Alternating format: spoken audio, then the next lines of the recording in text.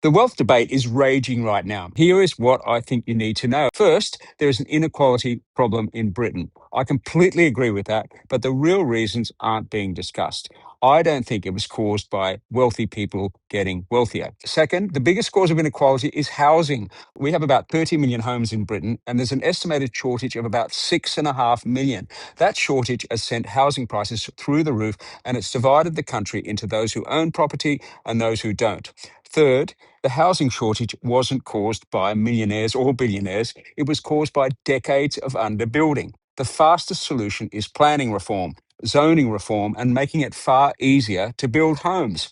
Fourth, wages have stagnated because productivity has stagnated. Since around about 2008, productivity growth has collapsed to about 1% a year. Economists are still debating why, but whatever the reason is, ultimately determines wages. Fifth, Britain already has the highest tax burden since the Second World War, yet governments have consistently under-delivered. Look at HS2, look at the NHS. Six, most people with £10 million haven't rigged the system. They built businesses, they took risks, or they became exceptionally good at their own profession. They are not the villains this debate often makes them out to be. Wealth creation is usually not a zero-sum game. Seventh, people with 10 million plus have usually paid millions in pounds in tax already, and many will pay substantially more before they die.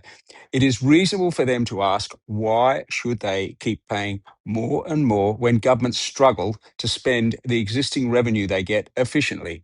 Eighth, the proposed wealth tax contains a contradiction. The people just above the threshold may have most of their wealth tied up in businesses and property, and they might struggle to pay it. But the people with 50 million, 100 million, who would generate most of the revenue they're talking about, are the most internationally mobile and the easiest to lose or to discourage coming here.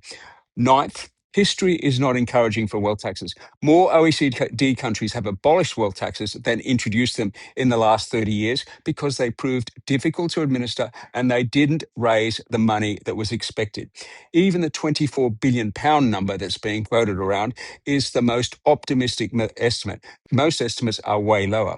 Finally, we are talking about taxing 20,000 people, approximately, in a country of nearly 70 million people. However you feel about the wealthy, that is simply too small a number to solve all these big problems. The summary is, if a policy doesn't build more homes, increase productivity and wages, or make the government more effective, it will not solve the country's biggest problems.